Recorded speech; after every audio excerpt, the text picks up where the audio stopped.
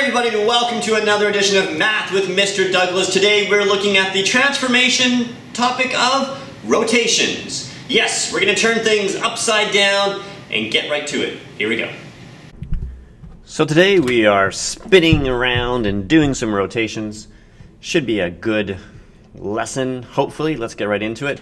What we're talking about today in our transformation lesson is going to be about rotations. So we're going to be rotating stuff. That's the technical term, stuff. So imagine we had this little thing and we had to go and rotate it. Now most of today we're going to talk about rotating around the origin as the fixed point. So let's say we had to go and just rotate this.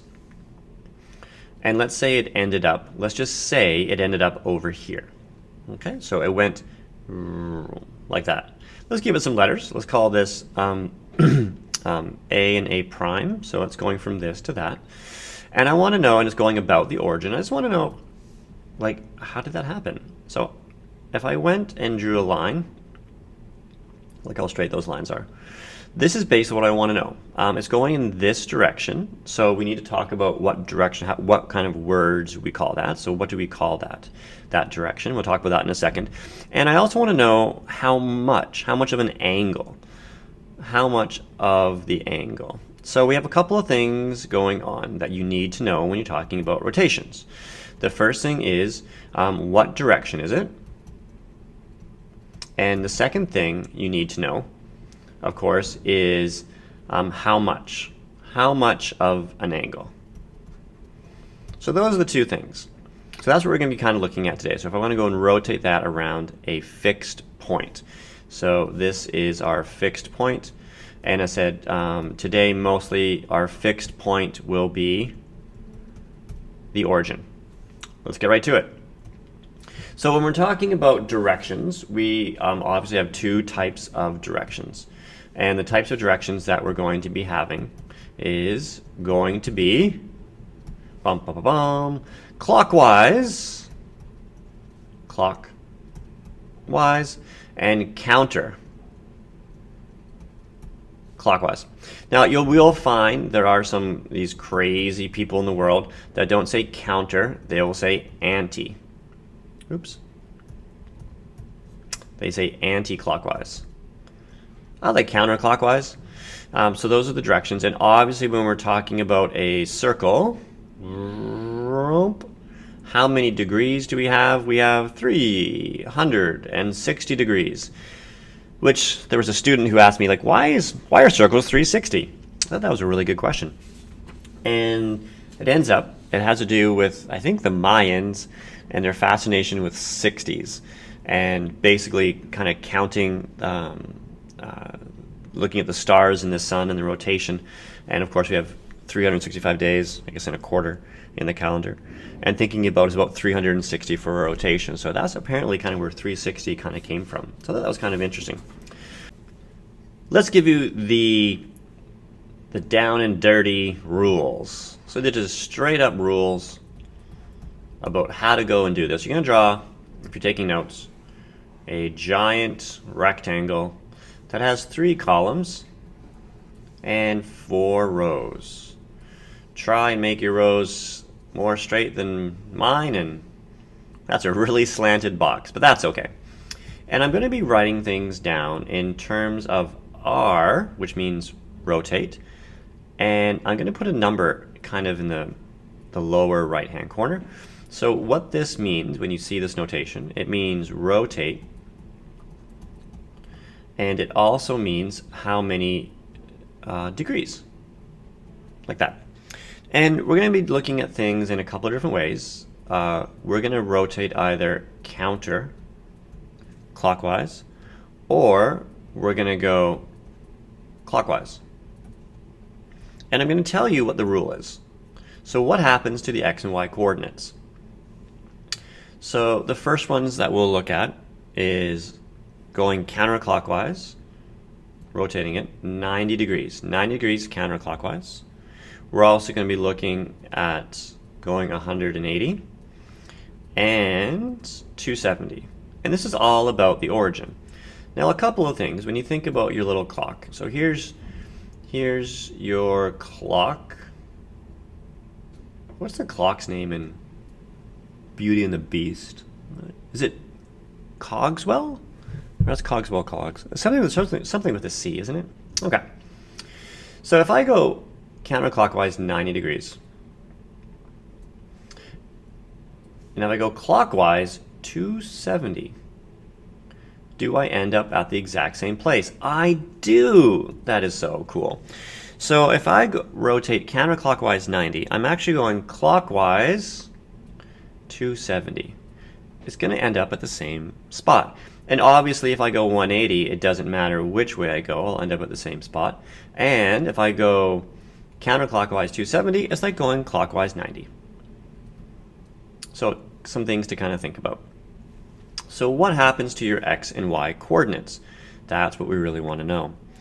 So all of this goes, so we're all going our original, our xy's. So all of our xy's, and what is it turning into? What is it transforming into? And let's pick another fun color. Let's go with hot pink. So xy, this one becomes negative y, comma x. This one becomes negative x, negative y. So that's just kind of just changing the signs of your of your coordinates. And this becomes y, negative x. Now again, these are rules that, yeah, you might want to memorize. It's also important to understand how it's kind of also working. Let's get to some examples. So here are some examples. Let's just start off the first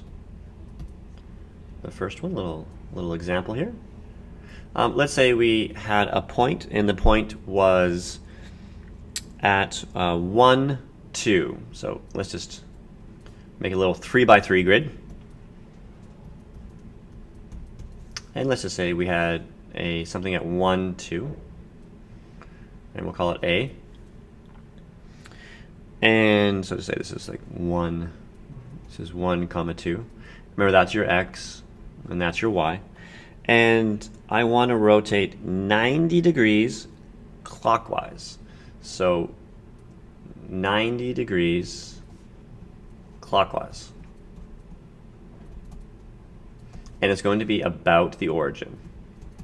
So you always kind of just need to remember that. So we're saying it's about this. This is the anchor. So if I was going to rotate this 90 degrees clockwise, so which way does clockwise goes? It goes to the, it's basically going to the right, and it's kind of going about here. So it's going to be going like, kind of like that, because this is the anchor. So this is the anchor point, the origin right there. So this is the anchor. And I need to be making 90 degrees. So 90 degrees. So it should be coming out something around here, right? That's kind of the idea. So where does it end up? Well, if we go back to our rules, so remember our rules, there they are. Whoa, crazy. It said if we go clockwise 90 degrees, it said that x, y, then becomes y, negative x. So remember our x, y's was 1, comma 2. So that basically means that goes over there, our x goes over there, but it changes the sign, so it becomes negative 1. And the y just flips over there and it becomes 2. So it goes there. So our new point should be 2, comma negative 1. So it should be, does that look about right? Okay, so obviously my lines are a little bit off, but it should basically kind of be about there.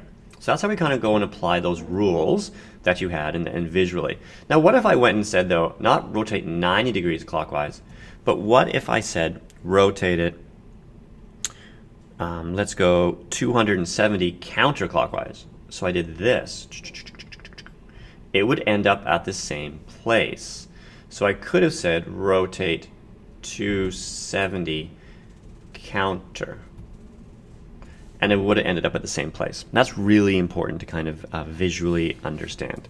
Let's do another one, just for fun.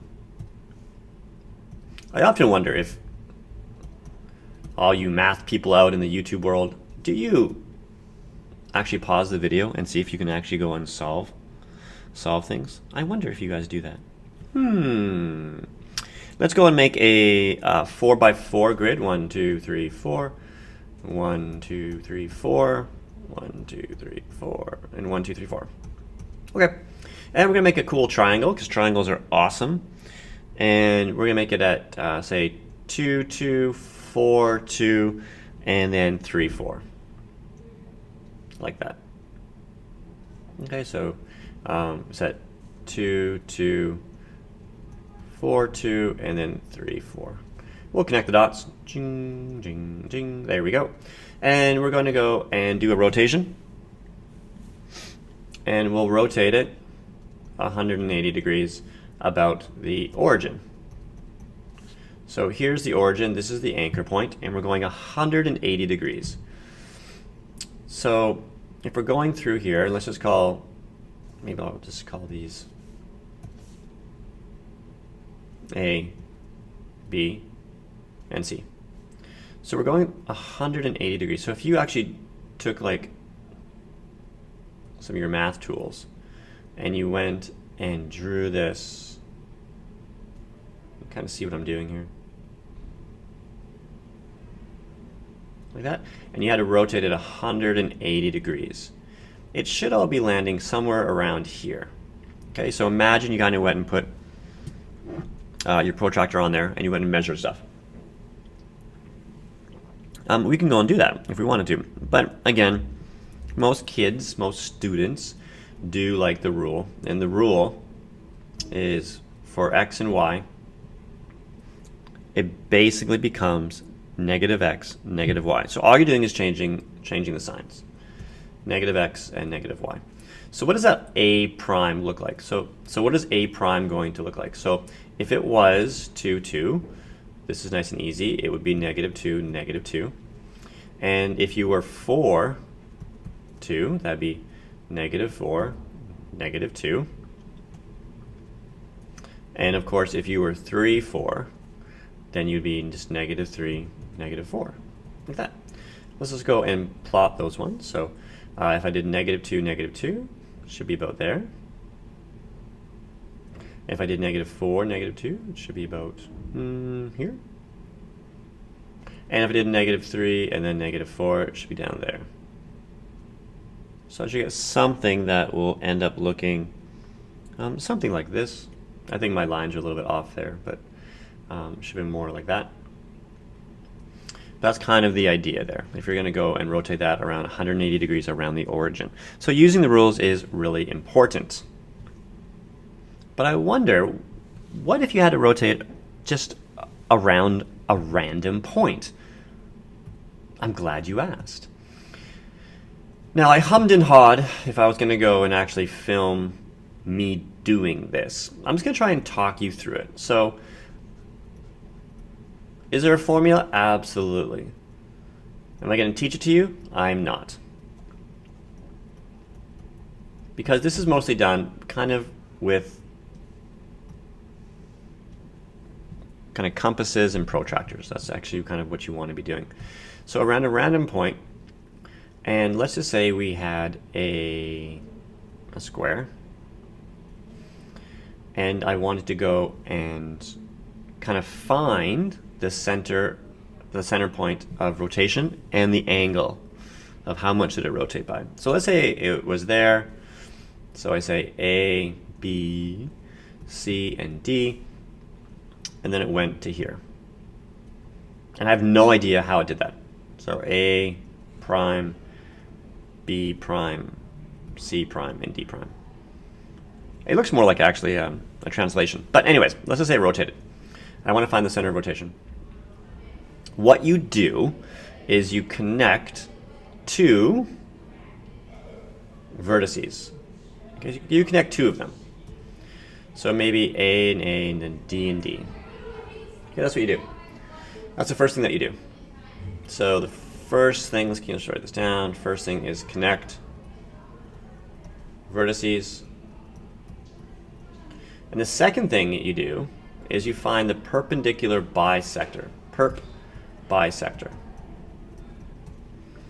So there's lots of ways to do this with your compass to find your perpendicular bisector, but you need to find out where this would be. So the perpendicular bisector. So it's going to be basically, it's going to be kind of around there probably. And then you also find the perpendicular bisector of the other line, which would be kind of like around there. And then where those two perpendicular bisectors meet is the center of rotation. There you go, like that. And then all you do, so you do that, and then the final thing that you do is you go and you measure the angle. So you go and literally measure the angle between, say, the D and the D. So between here and here, what is that angle? So you have the center of rotation point by using the perpendicular bisectors, and then you go and you measure the angle, and then you say like, oh, okay, so it's going to rotate counterclockwise, probably about 80 degrees, something like that. That's how you go and do that. Boom. Try it. If you have some stuff at home, you can try that one by hand and see how that goes. Thanks for listening. Hopefully that wasn't too topsy-turvy and you learned a lot about how to rotate things. Until next time, have a great day.